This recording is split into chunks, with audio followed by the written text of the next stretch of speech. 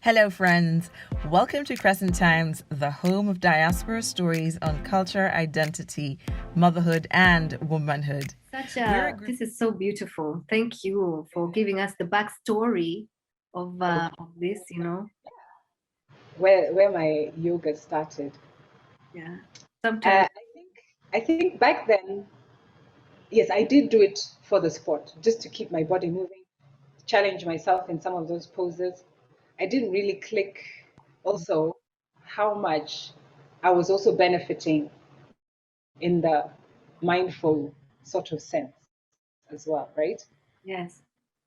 It was helping, but I didn't pay attention to it. And this is why I think my yoga was on and off over the years. It wasn't like a consistent practice because I just saw it like another sport thing that I do with my body. Mm. But because you are inhaling and exhaling as you move through the postures, there's a mindfulness to it. There's something that just brings that peace and stillness Yes. to your mind. Yes. The way you have to hold a posture longer than is comfortable, longer than you want to, it kind of also tests your resilience and builds your patience with yourself, with what's going on, and and how you're handling a tough situation. So And I wasn't. Sorry, it's like a reflection of life. Like you are holding a posture, like you are standing in a warrior, I don't know, state of being, and you have to breathe through the difficulty, breathe through the discomfort. That's right. You say, and at first, I would say not at first. So in my initial days of practice, it was like let's get through this. Your mind is thinking on to the next thing. And we just suffer through these 15 seconds of 15 breaths of holding this, and then we get to the next thing. Yes. But then nowadays, I do find that I am in it, just observing.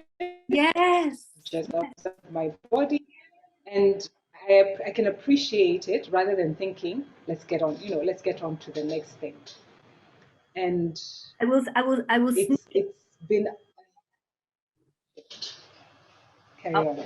No, I wanted to just interject there, just that little bit, because there is the idea of almost enjoy. I don't want to say enjoying, or enjoying the stretch, enjoying the pain. And I think being, as you say, being an observer, but then also being a participant in this kind of state of discomfort, it's so uncomfortable. Well, it's something that I'm trying to understand, where we are, and very much in between spaces in our walks, or even in our financial, economic, social, this whole state that we are in this pandemic. It's like we are very often in an in-between state, and the discomfort is so much. The pain sometimes can be quite overwhelming, mentally, physically, emotionally, kawaru, expression wise. And the idea of you, what you were saying is, you keep thinking of the next thing, like, let's just get over and done with this and move on to the next. But whereas, is there a possibility to lean into, to really just actually savor that bitterness, as weird as it may sound?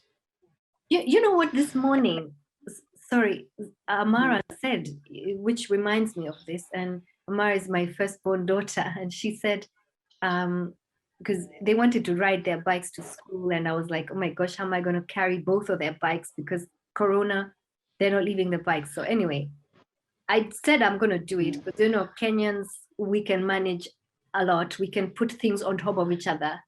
Anyway, she says to me, because I forgot a few things, I told her, we really shouldn't have left home without so and such and such. And she says to me, but mommy, you're always living in the regret, or something like that. I was like, what do you mean by that? And I started opening my ears, because sometimes when the spirit speaks, you must listen to children. She said, sometimes you must, or she said to me, you must live in, like, not the regret. Don't live in the regret.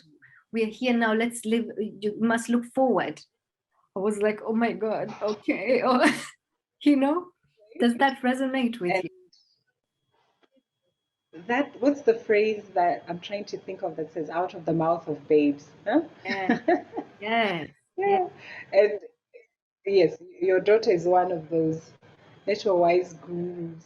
So She, young, yet so full of wisdom. yeah, And kids are such an important reminder of being in the moment. right. If you just they operate, they're so in the moment. And this is what I feel as adults.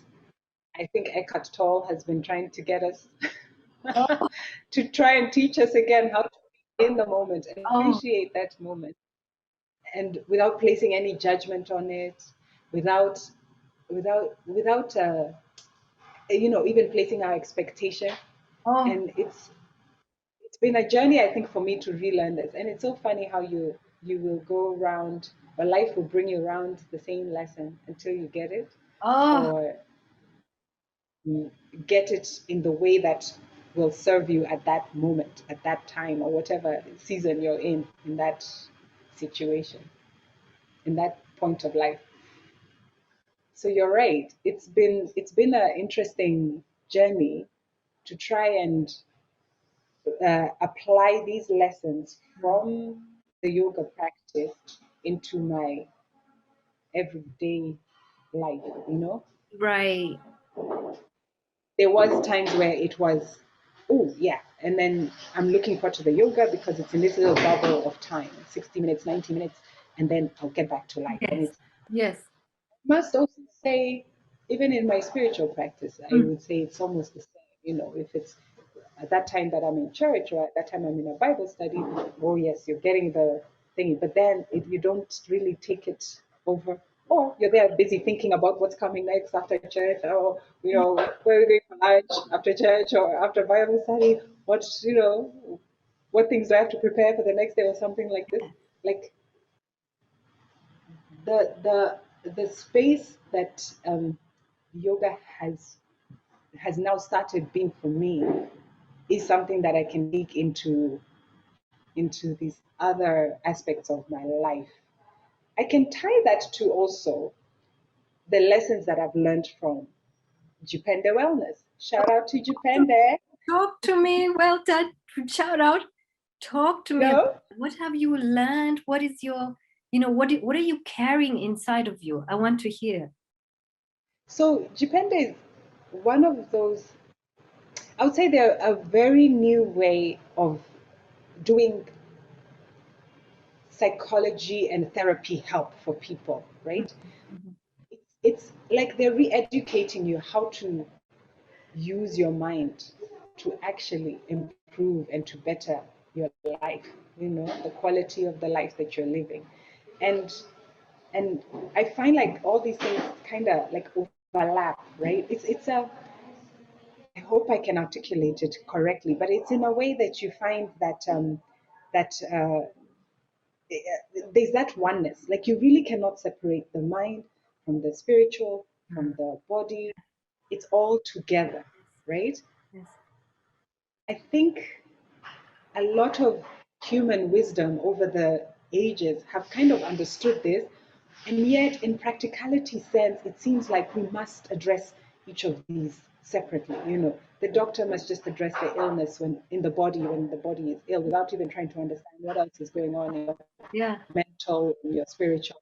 The spirit must just be like, oh, like say for us in church, oh, just pray about it, and Oh my just gosh. continue praying. And yes, that helps, but does it really, touch around all the other things? And and and so Jupenda Wellness was there teaching me how to better understand my how my mind works, the thoughts and the beliefs that I've been carrying that are not serving me, and how I can change those to something more empowering to me and to improve my life. Yes. Yoga has there been teaching me, what? The thoughts and the beliefs that you even have, you can feel them in your body. You can feel um, the strain or the ease in your body as you're doing it or as you're going through it. Like if I'm in a pose and I'm like, this is hard. oh yes, you start feeling the muscles burn, you start feeling the legs starting to quiver and twitch because I've just thought this is hard. But if I think, oh, I'm going with this flow, I'm going to Yeah. just it, you find that hard pose, yeah, it was hard, but it wasn't a stress on your body. Do you know what I mean? No, I know exactly what you mean, because this is actually childbirth, what you're describing. Mm-hmm. I actually, when I set an intention for the third time I was giving birth, and even for the second, I said, okay, the pain is going to be ridiculous, but is there a way that I can set an intention to remind myself? And it's actually Manu who said, with every contraction, just see it as a means of getting you closer to seeing your baby, to holding your baby, and things like that. And yeah, so for me, giving birth has always been a very, almost a spiritual experience, and say the least. The third one was actually the most ridiculously incredible one for me, physically, but also, I don't know, in my spirit, because there was a lot going on, but I also wanted to feel it all, all.